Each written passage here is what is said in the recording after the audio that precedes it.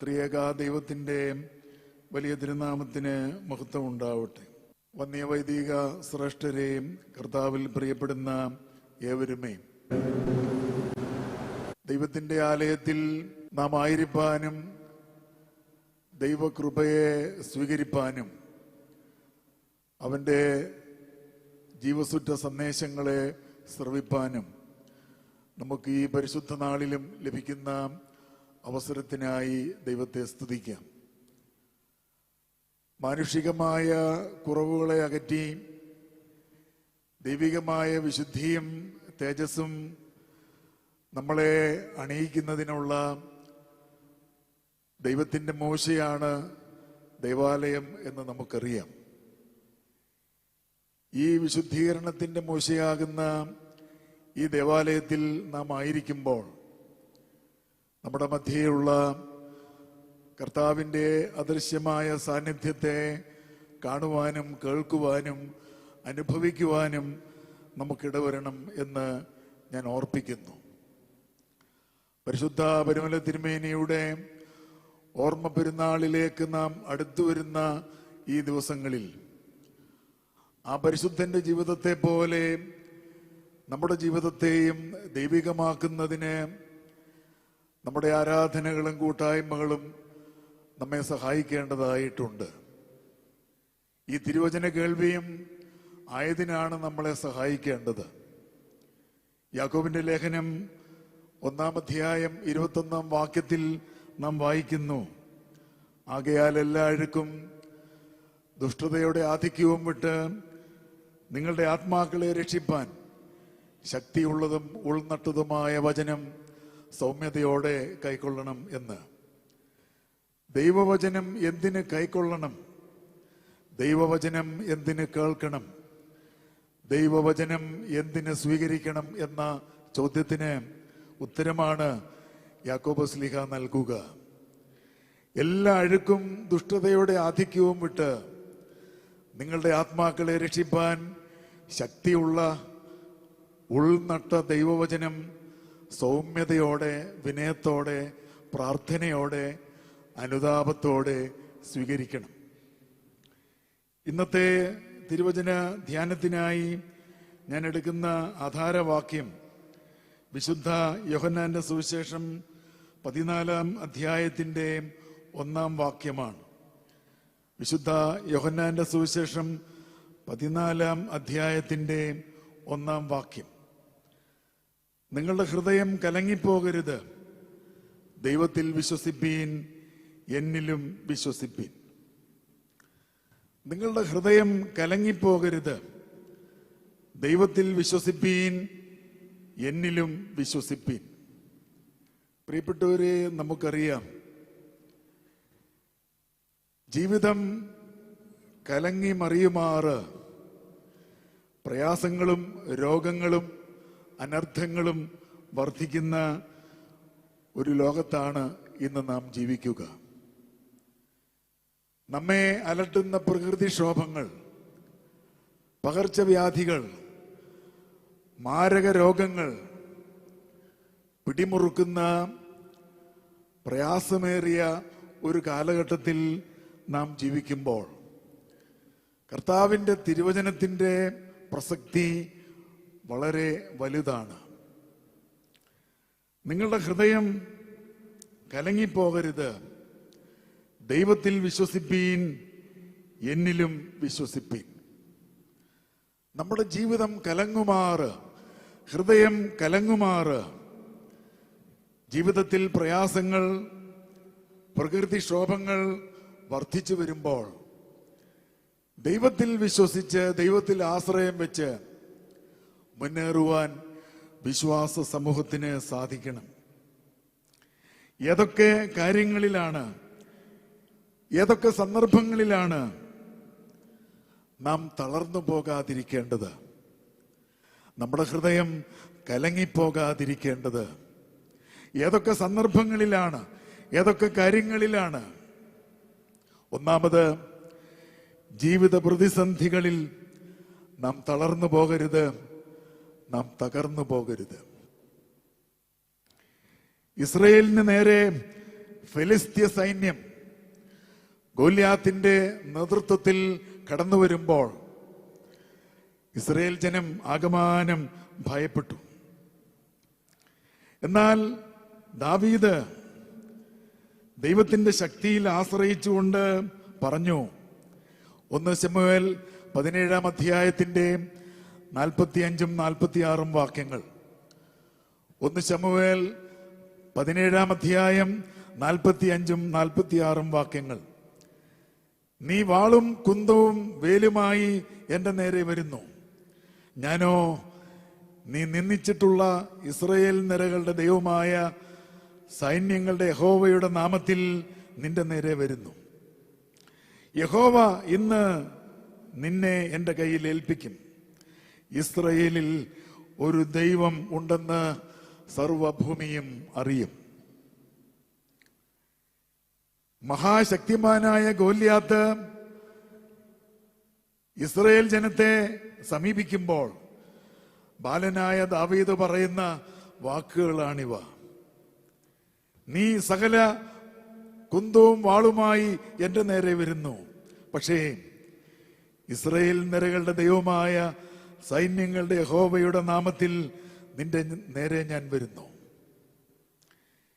ജീവിതത്തിൽ ഓരോ പ്രതിസന്ധിയും നാം നേരിടേണ്ടി വരുമ്പോൾ നമുക്കുണ്ടാകേണ്ട പ്രതികരണമാണത്. ഞങ്ങൾ ഈ പ്രയാസത്തെ നേരിടുന്നത് ഇസ്രായേൽ നിരകളുടെ ദൈവമായ സൈന്യങ്ങളുടെ യഹോവയുടെ നാമത്തിലാണ്. നിന്നെ എന്റെ കയ്യിൽ ഏൽപ്പിക്കും. ഇസ്രായേലിൽ ഒരു ദൈവമുണ്ടെന്ന് സർവഭൂമിയും അറിയും. പ്രിയപ്പെട്ടവരെ,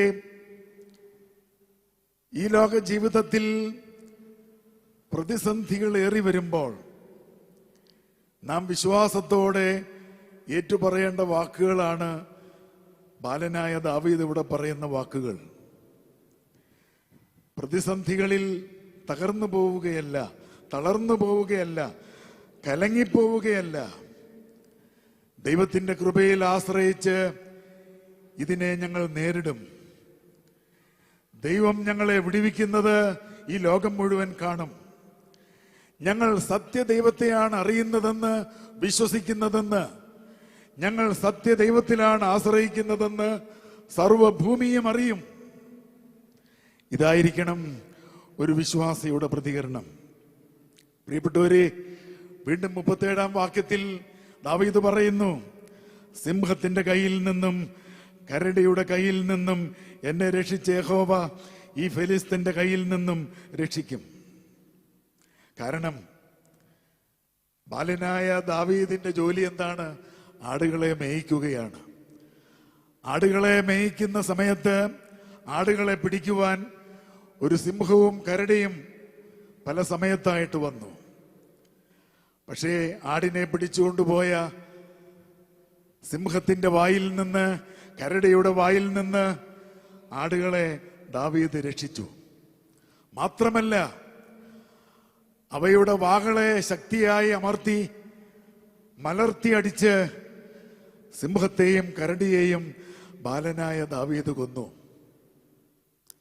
അതോർത്തുകൊണ്ടാണ് ഗോലിയാത്തിനോടായി ബാലനായ ദാവീദ് പറയുന്നത്, സിംഹത്തിന്റെ കയ്യിൽ നിന്നും കരടിയുടെ കയ്യിൽ നിന്നും എന്നെ രക്ഷിച്ച ദൈവം ഈ ഫെലിസ്ത്യന്റെ കയ്യിൽ നിന്നും രക്ഷിക്കും. പ്രിയപ്പെട്ടവരെ, എത്രയോ സിംഹങ്ങളുടെ നടുവിൽ നിന്ന്, എത്രയോ കരടിയുടെ നടുവിൽ നിന്ന്, എത്രയോ രോഗങ്ങളിൽ നിന്ന്, പ്രയാസങ്ങളിൽ നിന്ന്, ആപത്തുകളിൽ നിന്ന് ഇന്നയോളം ദൈവം നമ്മെ രക്ഷിച്ചിട്ടുണ്ട്, വിടുവിച്ചിട്ടുണ്ട്. നമുക്കൊക്കെ 100 അനുഭവങ്ങൾ പറയാൻ കാണും. ദൈവം അത്ഭുതകരമായി വിടുതൽ തന്ന സംഭവങ്ങൾ, ദൈവം അത്ഭുതകരമായി സൗഖ്യം തന്ന അനുഭവങ്ങൾ, അവയൊക്കെ ഓർത്തുകൊണ്ട് ഇന്ന് നാം നേരിടുന്ന ജീവിത സാഹചര്യങ്ങളോടായി പറയണം, ഞാൻ നേരിട്ട ആ വലിയ പ്രയാസങ്ങളിൽ നിന്നൊക്കെ എന്നെ രക്ഷിച്ച, എന്നെ സൗഖ്യമാക്കിയ, എന്നെ വിടുവിച്ച ദൈവം ഈ ആപത്തിൽ നിന്നും, ഈ പ്രയാസത്തിൽ നിന്നും, ഈ യുദ്ധ ഭീഷണിയിൽ നിന്നും എന്നെയും രക്ഷിക്കും.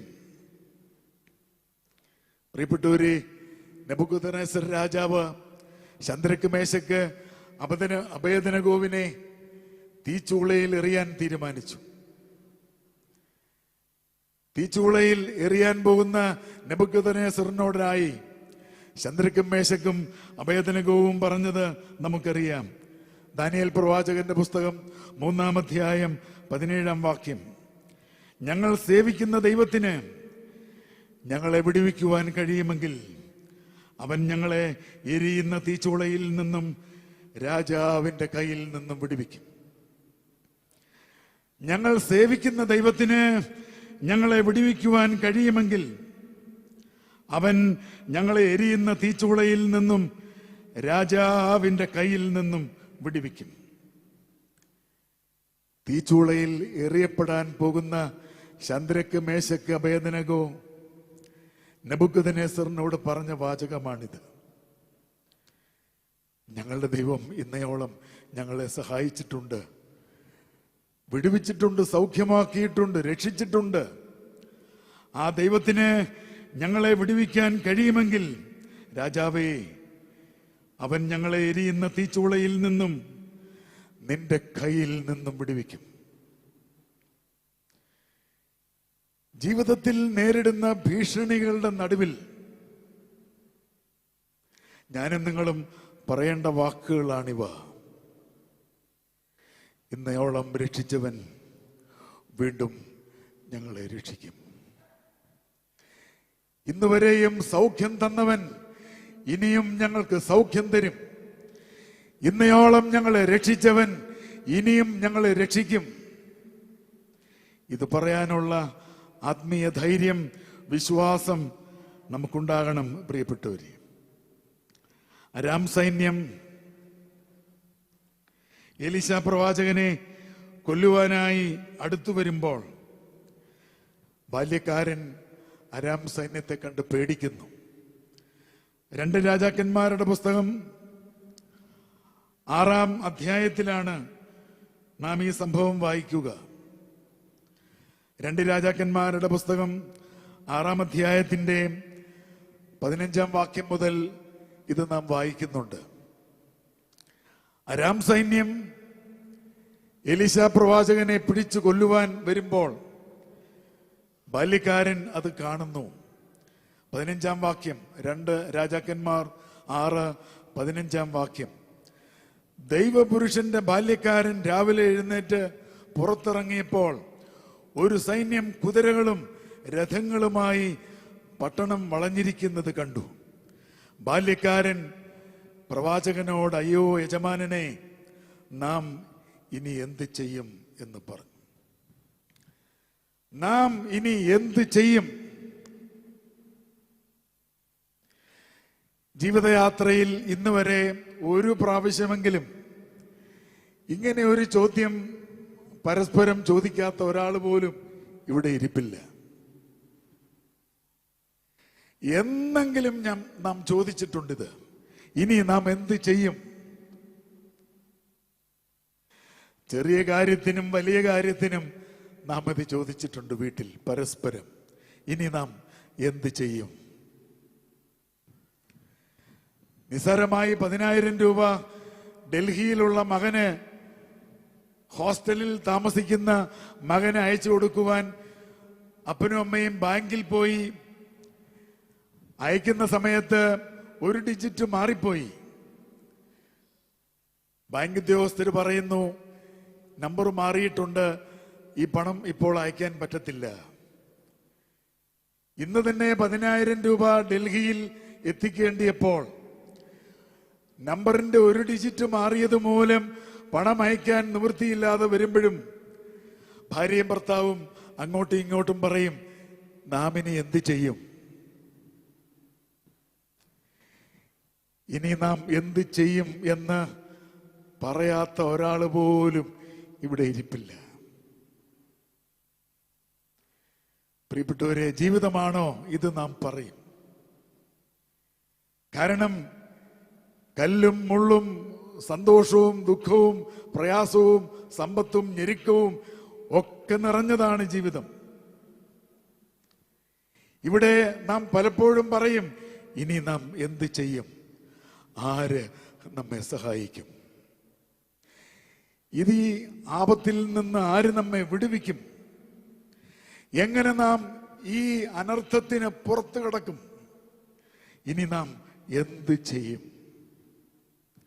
പ്രിയപ്പെട്ടവരെ, ബാല്യക്കാരൻ ഇത് പറയുമ്പോൾ എന്താണ് എലീശ പ്രവാചകൻ ബാല്യക്കാരനോട് മറുപടി പറഞ്ഞത്? അവൻ പേടിക്കേണ്ട. 16-ാം വാക്യം, നമ്മോട് കൂടെയുള്ളവർ അവരോട് കൂടെയുള്ളവരെക്കാൾ അധികം. പേടിക്കേണ്ട കുഞ്ഞേ, കാരണം നമ്മോട് കൂടെയുള്ളവർ അവരോട് കൂടെയുള്ളവരെക്കാൾ അധികമാണ്. എന്നെ കേൾക്കുന്ന സഹോദര സഹോദരി, ഇനി നാം എന്ത് ചെയ്യും എന്ന ചോദ്യവുമായി ജീവിതം വഴിമുട്ടി നിൽക്കുമ്പോൾ ഒരു എലീശ പ്രവാചകൻ നിങ്ങളുടെ അടുക്കൽ വരും. ആ പ്രവാചകൻ നിങ്ങളോടായി പറയും, പേടിക്കരുത് കുഞ്ഞേ, കാരണം നിന്നെ സഹായിപ്പാൻ, നമ്മെ സഹായിപ്പാൻ, നമ്മെ വിടുവിക്കാൻ, നമ്മെ രക്ഷിപ്പാൻ നമ്മോട് കൂടെയുള്ളവർ ആ സൈന്യത്തോട് കൂടെയുള്ളവരെക്കാൾ കൂടുതലാണ്. നമ്മെ സംരക്ഷിപ്പാനായി നമ്മുടെ അടുക്കലേക്ക് ദൈവം അയച്ച ദൈവദൂതന്മാരുടെ എണ്ണം, അഗ്നിരഥങ്ങളുടെ എണ്ണം അവരോട് കൂടെയുള്ളവരെക്കാൾ അധികമാണ്. നീ പേടിക്കരുത്, നീ ഭയപ്പെടരുത്. എന്നിട്ട് എലീശ പ്രവാചകൻ കർത്താവിനോടായി പ്രാർത്ഥിക്കുന്നു, ദൈവമേ, ഈ ബാല്യക്കാരൻ ഇതൊന്നു കാണത്തക്കവണ്ണം അവന്റെ കണ്ണ് തുറക്കണമേ. എന്താണ് അവൻ കാണുമ്പോൾ, അവൻ കണ്ണു തുറക്കുമ്പോൾ കാണുന്നത്? എന്താണ് അവൻ കാണുന്നത്? എലീശായുടെ ചുറ്റും അഗ്നിമയമായ കുതിരകളും രഥങ്ങളും കൊണ്ട് മല നിറഞ്ഞിരിക്കുന്നത് അവൻ കണ്ടു. അവർ അവന്റെ അടുക്കൽ വന്നപ്പോൾ എലീശ യഹോവയോട് വീണ്ടും പ്രാർത്ഥിച്ചു, ദൈവമേ, ഈ അരാം സൈന്യത്തിന്റെ കണ്ണിന് അന്ധത വരുത്തണമേ. എന്നിട്ട് എലീശ പ്രവാചകൻ തന്നെ പിടിക്കാൻ വന്ന അരാം സൈന്യത്തെ കൂട്ടിക്കൊണ്ട് നടക്കുകയാണ്. ഞാൻ നിങ്ങൾക്ക് വഴി കാണിച്ചു തരാം എന്ന് പറഞ്ഞ് അവരെ കൂട്ടിക്കൊണ്ടുപോകുന്നു. ശമര്യയിൽ എത്തിയപ്പോൾ എലീശ വീണ്ടും യഹോവയോട് പ്രാർത്ഥിച്ചു, ദൈവമേ, ഇനി അവർ കാര്യങ്ങളൊന്നും മനസ്സിലാകത്തക്കവണ്ണം അവരുടെ കണ്ണു തുറക്കണമേ. എന്താണ് അവർ കണ്ടത്? ഇതാ തങ്ങൾ ശമര്യയുടെ നടുവിൽ നിൽക്കുന്നു. എലീശ പ്രവാചകനെ പിടിച്ചു കൊല്ലുവാൻ വന്ന അരാം സൈന്യം ഇതാ ശമര്യക്കാരുടെ നടുവിൽ നിൽക്കുന്നു. ഇസ്രായേൽ രാജാവ് ഈ സമയത്ത് എലീശ പ്രവാചകനോട് സംസാരിക്കുന്നുണ്ട്. വളരെ ശ്രേഷ്ഠമാണ്. ഇസ്രായേൽ രാജാവ് എലീശ പ്രവാചകനോട് സംസാരിക്കുന്ന രീതി. രാജാവ് എലീശായോട് പറഞ്ഞു, എന്റെ പിതാവേ എന്നാണ് എലീശ പ്രവാചകനെ രാജാവ് വിളിക്കുക. 21-ാം വാക്യം, എന്റെ പിതാവേ, ഞാൻ ഇവരെ വെട്ടിക്കളയട്ടെ. നിന്നെ പിടിച്ചു കൊല്ലുവാൻ വന്ന ഈ അരാം സൈന്യത്തെ ഞാൻ വെട്ടിക്കളയട്ടെ എന്ന് ഇസ്രായേൽ രാജാവ് എലീശ പ്രവാചകനോട് ചോദിക്കുന്നു.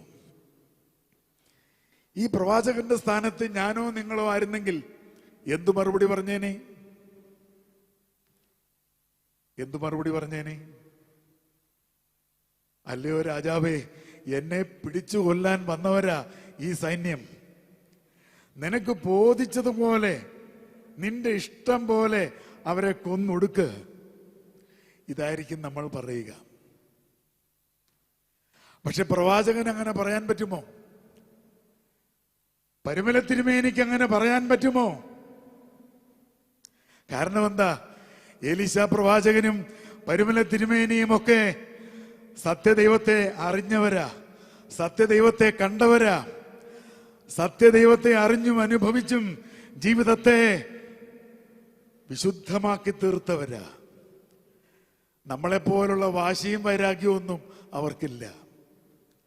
എന്നെ കേൾക്കുന്ന പ്രിയപ്പെട്ടവരെ, എത്രയോ വട്ടം പരിമലപ്പള്ളിയിൽ വന്നു, എത്രയോ നോമ്പ് നോക്കി ഉപവസിച്ചു, എത്രയോ പ്രാവശ്യം വിശുദ്ധ കുർബാന സ്വീകരിച്ചു. നമ്മുടെ ഉള്ളിലെ അസൂയയെയും വാശിയെയും വൈരാഗ്യത്തെയും ഇല്ലാതാക്കുവാൻ നമുക്കിന്നുവരെയും സാധിക്കുന്നില്ലെങ്കിൽ നമ്മുടെ ആത്മീയ ജീവിതം ഇന്നുവരെയും വിജയിച്ചിട്ടില്ലെന്ന് ഓർക്കണം. ഇത്ര കണ്ട് പ്രാർത്ഥിച്ചിട്ടും, ഇത്ര കണ്ട് നോമ്പ് നോക്കിയിട്ടും ഉപവസിച്ചിട്ടും നമ്മുടെ ഉള്ളിലെ അസൂയയെയും വാശിയെയും വൈരാഗ്യത്തെയും മാറ്റുവാൻ എനിക്കും നിങ്ങൾക്കും ഇന്നുവരെ സാധിച്ചിട്ടില്ലെങ്കിൽ നമ്മുടെ ആത്മീയ ജീവിതം ഇന്നുവരെയും പരാജയമായിരുന്നുവെന്ന് നാം മനസ്സിലാക്കണം. പ്രിയപ്പെട്ടവരെ, കർത്താവിനെ അറിയുന്ന ഒരുവനും കർത്താവിനെ സ്നേഹിക്കുന്ന ഒരുവനും കർത്താവിനോട് പ്രാർത്ഥിക്കുന്ന ഒരുവനും മറ്റുള്ളവരെ വെറുക്കുവാനോ മറ്റുള്ളവരെ ഉപദ്രവിക്കാനോ മറ്റുള്ളവരെ നശിപ്പിക്കുവാനോ സാധിക്കയില്ല.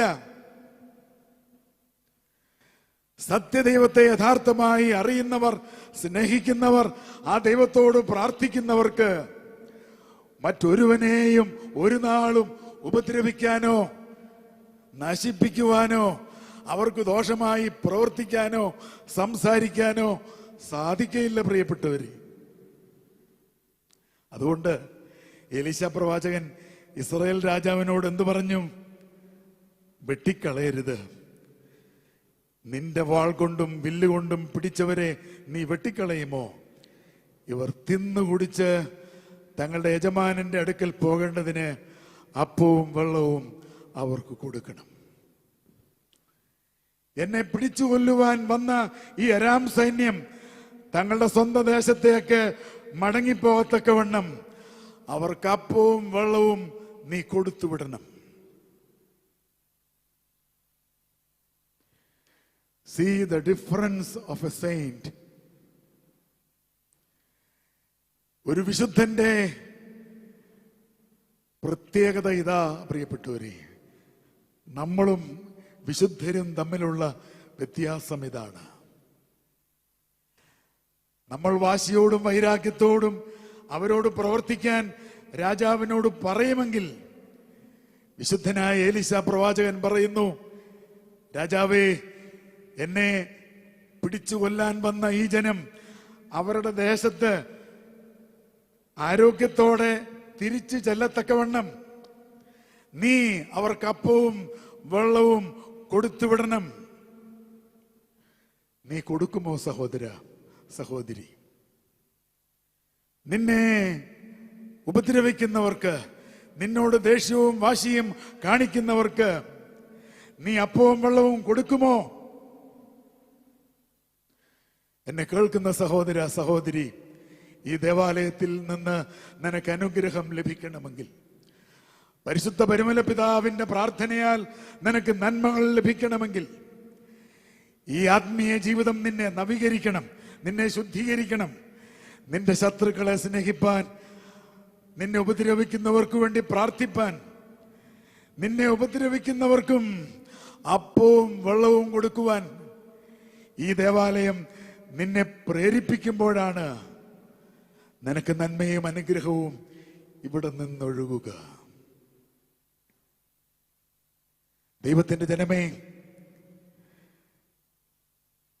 അരാം സൈന്യം വളയുന്ന വേളയിലും നമ്മെ പിടിക്കുവാനും കൊല്ലുവാനും ദുഷ്ടന്മാർ നമ്മോട് അടുക്കുമ്പോഴും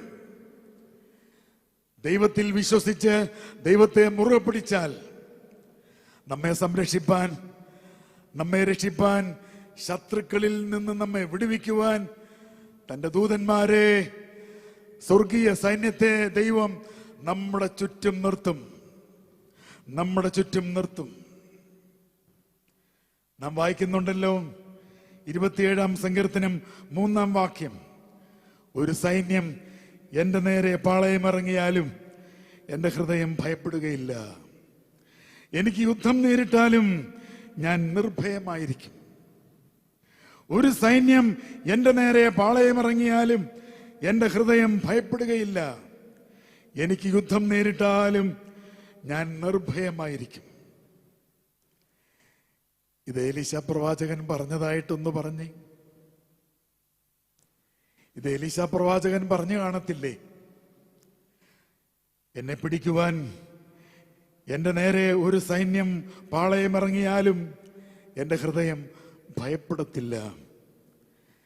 എന്റെ നേരെ അരാം സൈന്യം യുദ്ധത്തിന് ഒരുങ്ങിയാലും ഞാൻ നിർഭയനായിരിക്കും. കാരണം എന്നെ കാത്തു സംരക്ഷിക്കുന്നവൻ ഉറങ്ങുന്നില്ല, മയങ്ങുന്നില്ല.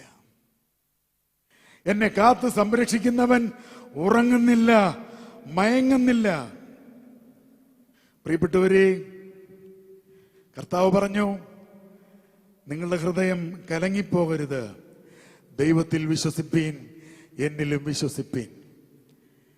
ജീവിതയാത്രയിലെ പ്രതിസന്ധികളുടെ മധ്യത്തിൽ തളർന്നു പോകാൻ, തകർന്നു പോകാൻ നമുക്കിടയാകരുത് പ്രിയപ്പെട്ടവരെ. രണ്ടാമത്, തിന്മയുടെ പ്രലോഭനങ്ങളുടെ മുൻപിൽ നാം തളർന്നു പോകരുത്. തിന്മയുടെ പ്രലോഭനങ്ങളുടെ നടുവിൽ നാം തളർന്നു പോകരുത്. നമുക്കെല്ലാം അറിയാം, ഇന്നത്തെ ലോകം പ്രലോഭനങ്ങളുടെ ഒരു ലോകമാണ്. ഏതു പ്രായത്തിലുള്ളവരെയും വിവിധ പാപക്കെണികളിൽ വീഴിക്കാൻ തക്കവണ്ണം പ്രലോഭനങ്ങൾ നിറഞ്ഞു നിൽക്കുന്ന ഒരു ലോകത്താണ് നാം ജീവിക്കുന്നത്. ഈ പ്രലോഭനങ്ങൾ നാം നേരിടുന്നതിന് ഏറ്റവും അധികം നമ്മെ സഹായിച്ചുകൊണ്ടിരിക്കുന്നതും ഈ ചെറിയ ഇൻസ്ട്രുമെന്റ് ആണ്. ഈ ഇൻസ്ട്രുമെന്റ് ആണ് ലോകത്തുള്ള ഒട്ടുമുക്കാൽ ആൾക്കാരെയും ഈ ലോകത്തിൻ്റെതായ വ്യത്യസ്ത പ്രലോഭനങ്ങളിൽ വീഴിക്കുന്ന പ്രധാന ആയുധം. ഇന്ന് പലരും വീണുപോവുകയാണ്, താണുപോവുകയാണ്, തകർന്നു പോവുകയാണ്, ജീവിതത്തെ തകർക്കുകയാണ്, കുടുംബത്തെ തകർക്കുകയാണ്, മക്കളുടെ ജീവിതത്തെ അനാഥമാക്കുകയാണ്. 1 കൊരിന്ത്യർ ലേഖനം 3-ാം അധ്യായത്തിന്റെ 16-17 വാക്യങ്ങൾ. 1 കൊരിന്ത്യർ ലേഖനം 3-ാം അധ്യായം 16-17 വാക്യങ്ങൾ വേണം. പ്രലോഭനങ്ങൾ നേരിട്ട് ജീവിതത്തെ തകർക്കുന്നവർ ആദ്യം വായിക്കേണ്ട വാക്യമാണിത്. ഈ ലോകത്തിന്റെ പ്രലോഭനങ്ങൾ നേരിട്ട് ജീവിതത്തെ തകർത്തു കളയുന്നവർ ആദ്യം വായിക്കേണ്ട വാക്യമാണിത്. എന്താണ് അവിടെ വായിക്കുക? നിങ്ങൾ ദൈവത്തിന്റെ മന്ദിരമെന്നും ദൈവത്തിന്റെ ആത്മാവ് നിങ്ങളിൽ വസിക്കുന്നുവെന്നും നിങ്ങൾ അറിയുന്നില്ലയോ? ദൈവത്തിന്റെ മന്ദിരം നശിപ്പിക്കുന്നവനെ ദൈവം നശിപ്പിക്കും.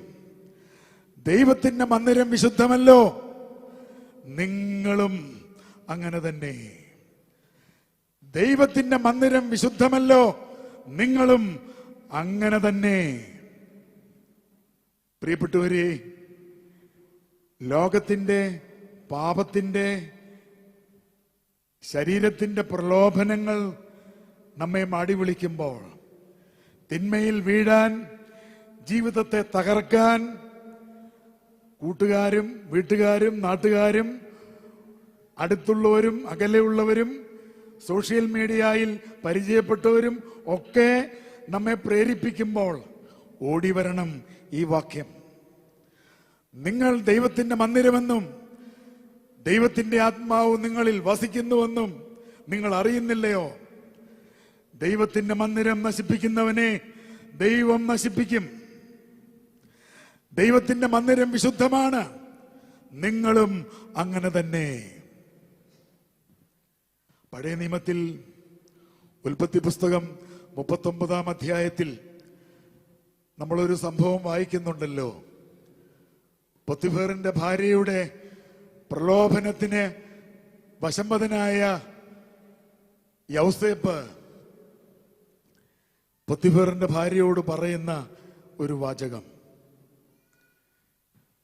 തന്നോടൊപ്പം ശയിച്ച് തിന്മയിൽ വീഴാൻ ആ സ്ത്രീ യൗസേപ്പിനെ പ്രേരിപ്പിക്കുമ്പോൾ യൗസേപ്പ് പറയുന്ന മറുപടിയാണ് ഉൽപ്പത്തി പുസ്തകം 39 അധ്യായത്തിന്റെ 9 വാക്യത്തിൽ നമ്മൾ വായിക്കുക.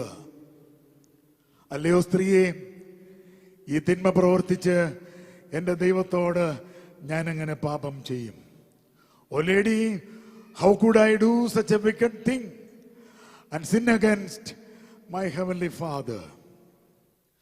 How could I do such a wicked thing and sin against my heavenly father? അല്ലയോ സ്ത്രീയെ, ഈ തിന്മ പ്രവർത്തിച്ച് എന്റെ ദൈവത്തോട് ഞാൻ എങ്ങനെ പാപം ചെയ്യും? എന്നെ കേൾക്കുന്ന സഹോദര സഹോദരി, ശാരീരികമായ തിന്മകൾക്കടിമപ്പെട്ട് ജീവിതത്തെ നശിപ്പിക്കുവാൻ ഈ ലോകം നമ്മെ നിർബന്ധിക്കുമ്പോൾ, മദ്യത്തിനും മയക്കുമരുന്നിനും പുകവലിക്കും അടിമപ്പെട്ട് ജീവിതത്തെ നശിപ്പിക്കുവാൻ സാത്താൻ നമ്മെ പ്രേരിപ്പിക്കുമ്പോൾ, അസൂയയ്ക്കും അഹന്തയ്ക്കും വാശിക്കും വൈരാഗ്യത്തിനും സ്വാർത്ഥതയ്ക്കും അനാദരവിനും അടിമപ്പെട്ട് ജീവിതത്തെ നശിപ്പിക്കുവാൻ ഈ ലോകം നമ്മെ പ്രേരിപ്പിക്കുമ്പോൾ, നമ്മുടെ ഉള്ളിന്റെ ഉള്ളിൽ മന്ത്രിക്കേണ്ട വാക്യമാണിത്: ഈ തിന്മ പ്രവർത്തിച്ച് എന്റെ ദൈവത്തോട് ഞാൻ എങ്ങനെ പാപം ചെയ്യും? How could I do such a wicked thing and sin against my heavenly Father? ഞാൻ പറഞ്ഞല്ലോ, ഈ ഫോണാണ് അനേക കുടുംബങ്ങളെ, വ്യക്തികളെ നശിപ്പിക്കുന്നതെന്ന്. ഈ ഫോണിലൂടെ അനേകരും തിന്മ ചെയ്യുവാൻ നമ്മെ പ്രേരിപ്പിക്കുമ്പോൾ, തെറ്റായ ബന്ധങ്ങൾ സ്ഥാപിക്കാൻ ശ്രമിക്കുമ്പോൾ, തെറ്റായ കൂട്ടുകെട്ടുകൾ, തെറ്റായ യാത്രകൾ, തെറ്റായ ബന്ധങ്ങൾ ഈ ലോകത്ത് വരുത്തുവാൻ ഈ ഇൻസ്ട്രുമെന്റ് നമ്മെ പ്രേരിപ്പിക്കുമ്പോൾ, ഈ ലോകം നമ്മെ പ്രേരിപ്പിക്കുമ്പോൾ, വിശ്വാസികളെ, നാം ഏറ്റുപറയേണ്ട വാക്യമാണിത്: ഈ ഒരു തിന്മ പ്രവർത്തിച്ച് എന്റെ ദൈവത്തോട് ഞാൻ എങ്ങനെ പാപം ചെയ്യും? പ്രിയപ്പെട്ടവരെ, പരിശുദ്ധന്മാര് പൊടുന്നനവേ ഉണ്ടാകുന്ന ഒരു പ്രതിഭാസമല്ല. നിരന്തരമായ ആത്മീയ ജീവിത പോരാട്ടങ്ങളിലൂടെ പാപത്തെ വെറുത്ത്, പാപത്തെ മാറ്റി നിർത്തി അനുദിനം അനുദിനം അനുദിനം വിശുദ്ധിയിൽ വളർന്നു വളർന്ന് വിശുദ്ധരായവരാണ് പ്രവാചകന്മാരും പരിശുദ്ധന്മാരും പിതാക്കന്മാരുമെല്ലാം. നമ്മുടെ പിതാവായ പരിശുദ്ധ പരിമല തിരുമേനിയും പൊടുന്നനവേ പരിശുദ്ധ പദവിയിലേക്ക് പ്രവേശിച്ചവനല്ല. നിരന്തരമായ പ്രാർത്ഥനയിലൂടെ, ആരാധനയിലൂടെ, ഉപവാസത്തിലൂടെ, നൊയമ്പിലൂടെ, വിശുദ്ധ കുർബാന അനുഭവത്തിലൂടെ, പാപത്തോടുള്ള പോരാട്ടത്തിലൂടെ, തിന്മയോടുള്ള പോരാട്ടത്തിലൂടെ ജീവിത വിശുദ്ധിയുടെ പടവുകൾ കയറിയ പരിശുദ്ധനാണ് പരിശുദ്ധ പരിമല തിരുമേനി. ഈ പിതാവിന്റെ സന്നിധിയിൽ, ദൈവത്തിന്റെ സന്നിധിയിൽ നാം വരുമ്പോൾ, ഈ പിതാവിനെ പോലെയുള്ള ഒരു വിശുദ്ധ ജീവിതം നാം ആഗ്രഹിക്കുന്നെങ്കിൽ, പ്രാർത്ഥന നിറഞ്ഞ ആത്മീയ ജീവിതത്തോടൊപ്പം പാപത്തോട് പോരാടുവാനും പാപത്തിന്റെ പ്രലോഭനങ്ങളെ ജയിക്കുവാനും നമുക്ക് സാധിക്കണം. പ്രിയപ്പെട്ടവരെ, അതാണ് ഞാൻ പറഞ്ഞ രണ്ടാമത്തെ കാര്യം. ജീവിതത്തെ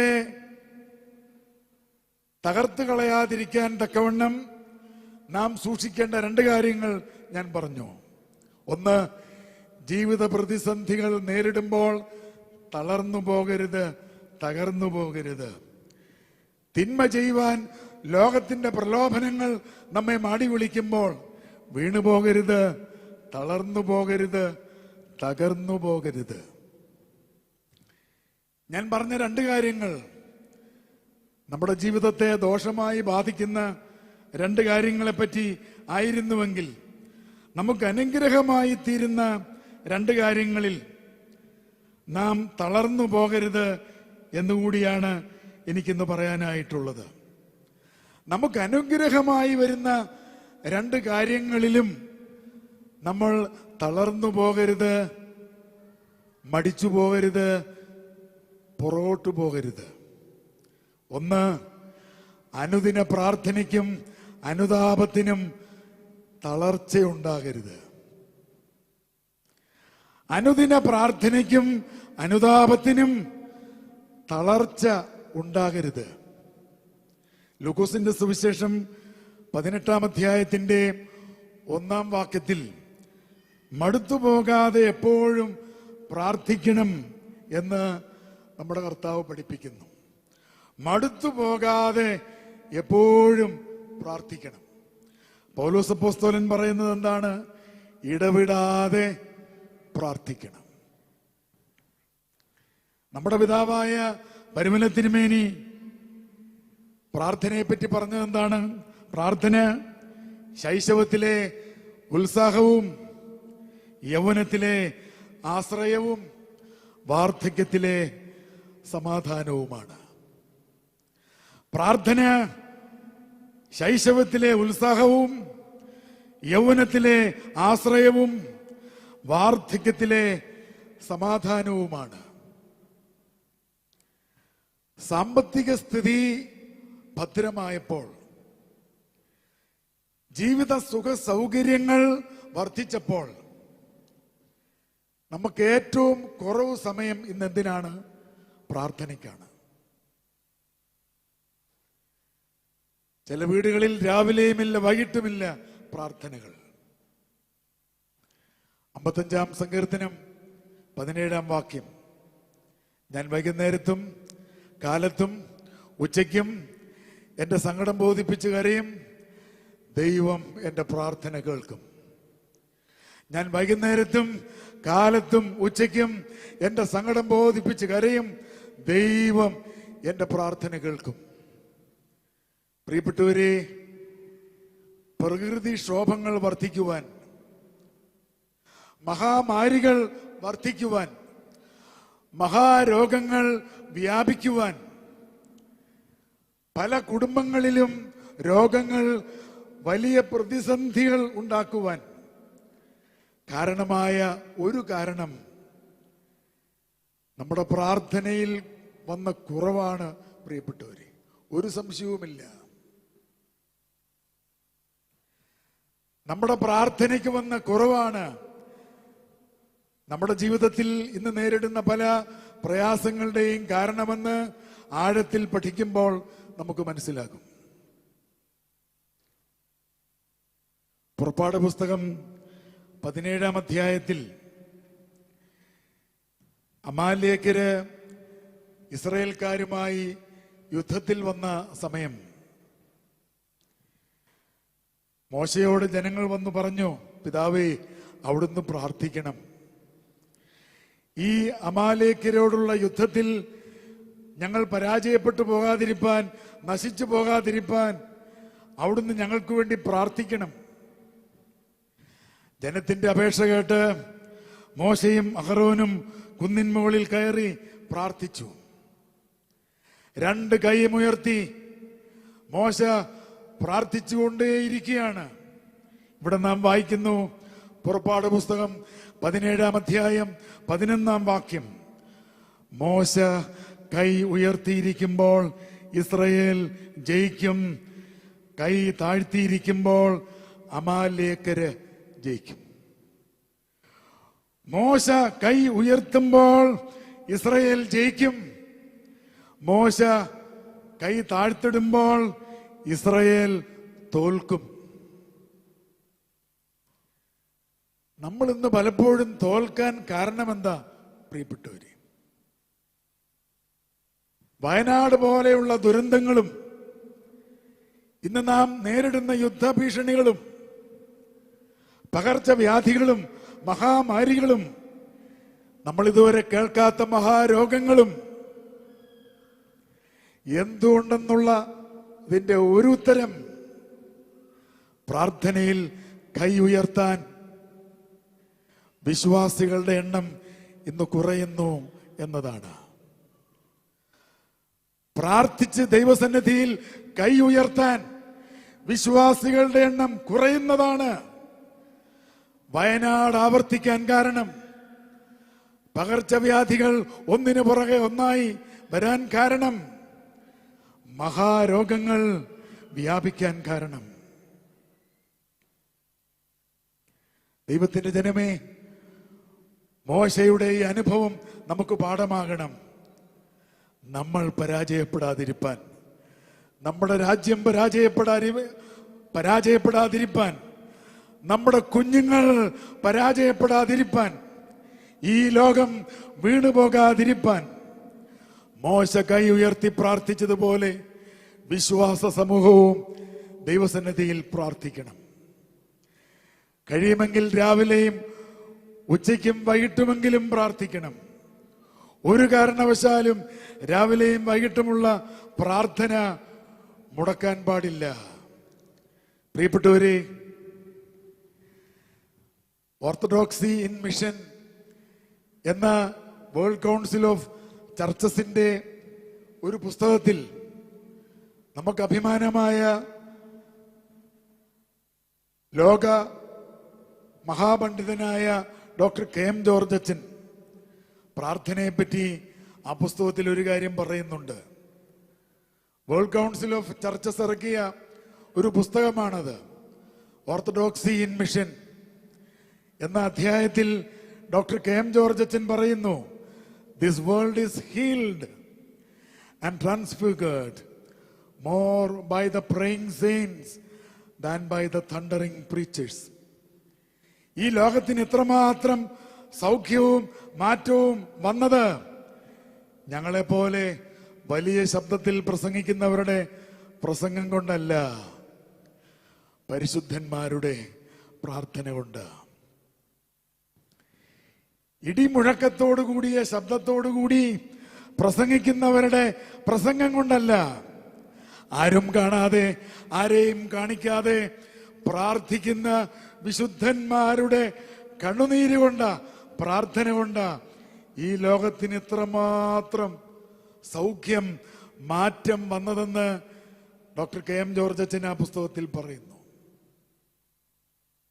പ്രിയപ്പെട്ടവരെ, പ്രസംഗത്തിന് അതിൻ്റെതായ സ്ഥാനമുണ്ടായേക്കാം. പക്ഷേ പ്രസംഗിക്കുന്നതിനേക്കാൾ പ്രധാനമാണ് പ്രവർത്തിക്കുന്നത്, ജീവിക്കുന്നത്, പ്രാർത്ഥിക്കുന്നത്. പ്രസംഗത്തെക്കാൾ, പ്രസംഗം കേൾക്കുന്നതിനേക്കാൾ പ്രധാനമാണ് ജീവിക്കുന്നത്, പ്രവർത്തിക്കുന്നത്, പ്രാർത്ഥിക്കുന്നത്. അതാണ് കെ.എം. ജോർജ് അച്ഛൻ അടിവരയിട്ട് നമ്മെ ഓർപ്പിക്കുന്നത്. പ്രിയപ്പെട്ടവരെ, പരിശുദ്ധ പരിമല തിരുമേനിയെ പോലെ ഞാനും നിങ്ങളും നിരന്തരം പ്രാർത്ഥിക്കുന്നവരായി മാറിയാൽ, വെറുതെ ഇരിക്കുമ്പോഴും, കൊച്ചു കൊച്ചു ജോലി ചെയ്യുമ്പോഴും, വാഹനം ഓടിക്കുമ്പോഴും, ബസ്സിൽ യാത്ര ചെയ്യുമ്പോഴും മനസ്സ് വെച്ചാൽ നമുക്ക് പ്രാർത്ഥിക്കാം. കൊച്ചു കൊച്ചു ജോലി ചെയ്യുമ്പോഴും, വെറുതെ ഇരിക്കുമ്പോഴും, വണ്ടി ഓടിക്കുമ്പോഴും, മറ്റുള്ളവരോടൊപ്പം യാത്ര ചെയ്യുമ്പോഴും നമുക്ക് പ്രാർത്ഥിക്കാം. മനസ്സ് വെച്ചാൽ നാം കൂടുതൽ പ്രാർത്ഥിക്കുന്നവരായി ഈ നാളിൽ മാറിയാൽ ഈ ലോകത്തിന് കൂടുതൽ സൗഖ്യം, കൂടുതൽ മാറ്റം ഉണ്ടാകും. പ്രിയപ്പെട്ടവരെ, അതാണ് നമുക്ക് അനുഗ്രഹമായി വരുന്ന കാര്യത്തിൽ നാം തളർന്നു പോകരുതെന്ന് ഞാൻ പറയുന്നത്.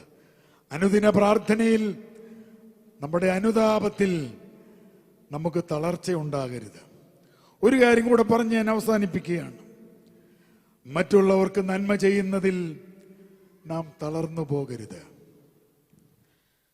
മറ്റുള്ളവർക്ക് നന്മ ചെയ്യുന്നതിൽ തളർന്നു പോകരുത്. അപ്പോൾ ഈ പ്രസംഗത്തിൽ രണ്ട് കാര്യങ്ങൾ, നമുക്ക് ദോഷമായി വരുന്ന രണ്ട് കാര്യങ്ങളിൽ നാം തളർന്നു പോകല്ലെന്ന് ആദ്യം ഞാൻ പറഞ്ഞു. ഒന്ന്, ജീവിത പ്രതിസന്ധികളിൽ തളർന്നു പോകരുത്. രണ്ട്, ലോകത്ത് നേരിടുന്ന പാപ പ്രലോഭനങ്ങളിൽ വീണു പോകരുത്. മൂന്നും നാലും കാര്യങ്ങൾ നമുക്ക് നന്മയായി വരുന്ന കാര്യങ്ങളിൽ തളർന്നു പോകരുത്, തകർന്നു പോകരുതെന്നാണ്. അതിൽ നാം കണ്ടു, അനുദിന പ്രാർത്ഥനയിൽ, അനുതാപത്തിൽ നാം തളർന്നു പോകരുത്.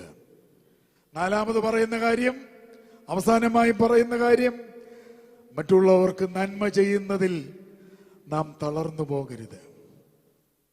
ഗലാത്യ ലേഖനം 6-ാം അധ്യായം 9-10 വാക്യം. ഗലാത്യ ലേഖനം 6-ാം അധ്യായം 9-10 വാക്യം. നന്മ ചെയ്യുകയിൽ നാം മടുത്തു പോകരുത്. തളർന്നു പോകാഞ്ഞാൽ തക്ക സമയത്ത് നാം കൊയ്യും. ആകയാൽ അവസരം കിട്ടും പോലെ നാം എല്ലാവർക്കും, വിശേഷാൽ സഹവിശ്വാസികൾക്കും നന്മ ചെയ്യണം. നന്മ ചെയ്യുന്നതിൽ മടുത്തു പോകരുത്. മറ്റുള്ളവർക്ക് നന്മ ചെയ്തുകൊണ്ടേ ഇരിക്കണം. പ്രിയപ്പെട്ടവരെ, ലോകത്തിൽ ഏറ്റവും കൂടുതൽ പാവപ്പെട്ടവരുള്ള രാജ്യം ഇന്ത്യയാണ്. നമ്മുടെ ഭാരതത്തിലെ 71% ജനങ്ങൾക്കും ആരോഗ്യദായകമായ ഭക്ഷണം കഴിക്കാൻ ഇന്നും നിവൃത്തിയില്ല. ഇന്ത്യയിലെ 40 ലക്ഷം കുടുംബങ്ങൾക്ക് ഇന്നും സ്വന്തമായ കൂരയില്ല.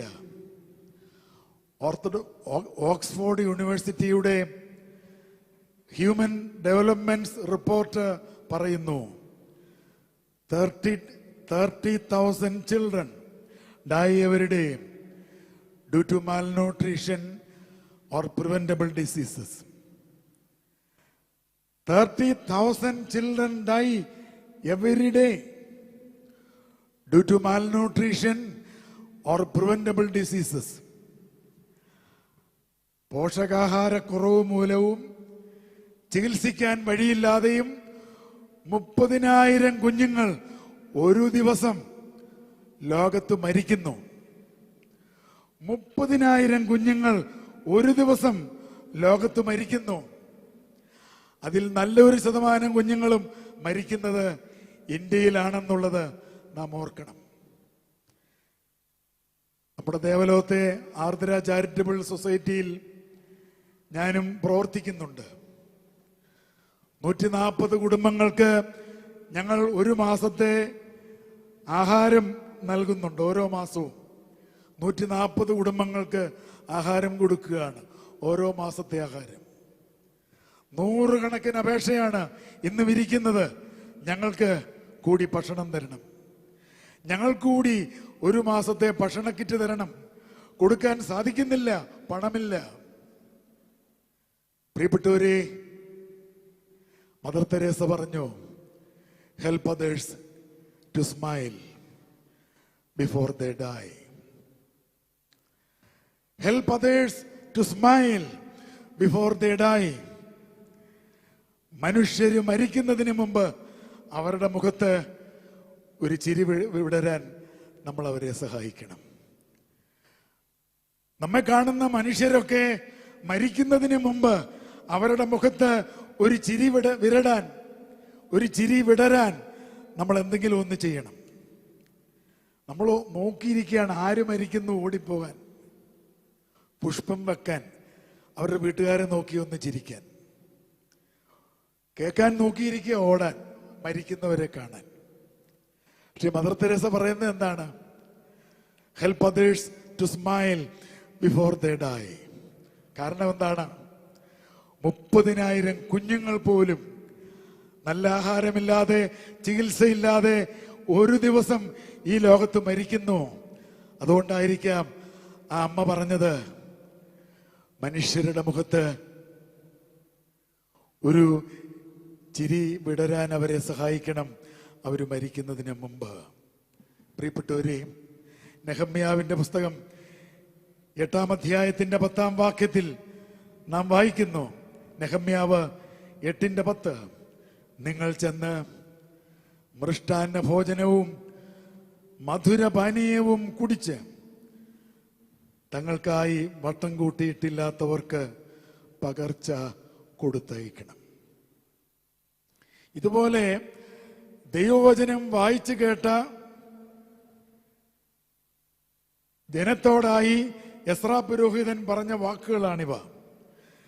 ദൈവവചനം വായിച്ചു കേട്ട് കരഞ്ഞ വിശ്വാസ സമൂഹത്തോട് എസ്രാ പുരോഹിതൻ പറഞ്ഞ വാക്കുകളാണിവ. നിങ്ങൾ ചെന്ന് മൃഷ്ടാന്ന ഭോജനവും മധുര പാനീയവും കഴിച്ചിട്ട് തങ്ങൾക്ക് വേണ്ടി വട്ടം കൂട്ടിയിട്ടില്ലാത്തവർക്ക് നിങ്ങളുടെ പങ്ക് കൊടുത്തയക്കണം. പ്രിയപ്പെട്ടവരെ, തങ്ങൾക്കായി വട്ടം കൂട്ടിയിട്ടില്ലാത്ത അനേകര് നമ്മുടെ ചുറ്റുവട്ടങ്ങളിൽ, നമ്മുടെ അയൽപ്പക്കങ്ങളിൽ, നമ്മുടെ ദേശത്ത്, നമ്മുടെ സംസ്ഥാനത്ത്, നമ്മുടെ രാജ്യത്ത് ജീവിക്കുന്നുണ്ട്. എപ്പോഴാണ് ക്രിസ്തീയ ജീവിതം പൂർണ്ണമാകുന്നത്? തങ്ങൾക്ക് വേണ്ടി പാചകം ചെയ്യാൻ ആഹാരമില്ലാത്തവർക്ക് നമ്മൾ പാചകം ചെയ്ത ആഹാരത്തിന്റെ ഒരംശമെങ്കിലും എത്തിച്ചു കൊടുക്കുമ്പോഴാണ് ക്രിസ്തീയ ജീവിതം പൂർണ്ണമാകുന്നത്. ഈ ചെറിയവരിൽ ഒരുവന് ചെയ്യുന്നതെല്ലാം എനിക്കാകുന്നു ചെയ്യുന്നത്. ഈ ചെറിയവരിൽ ഒരുവന് ചെയ്യുന്നതെല്ലാം എനിക്കാകുന്നു ചെയ്യുന്നത്.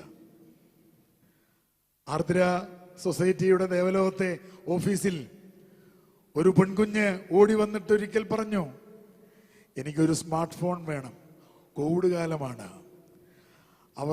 അവൾ വിയർത്ത് കുളിച്ചാണ് ഇരിക്കുന്നത്. +1 പഠിക്കുന്ന ഒരു പെൺകുട്ടി. അന്ന് സെക്രട്ടറി ആയിട്ടിരുന്ന ഡോക്ടർ ഐസക് പാമ്പാടി സാറ് ഈ കുട്ടിയോട് ചോദിച്ചു, നീ എന്താ ഇങ്ങനെ വേർതിരിക്കുന്നേ? സാറേ, ഞാൻ മണർകാടിനപ്പുറത്ത് നിന്ന് നടന്നാണ് വരുന്നത്. നീ എന്തുകൊണ്ട് നടന്നു വന്നു? ബസ്സിൽ കയറാൻ വണ്ടിക്കൂലിയില്ലായിരുന്നു.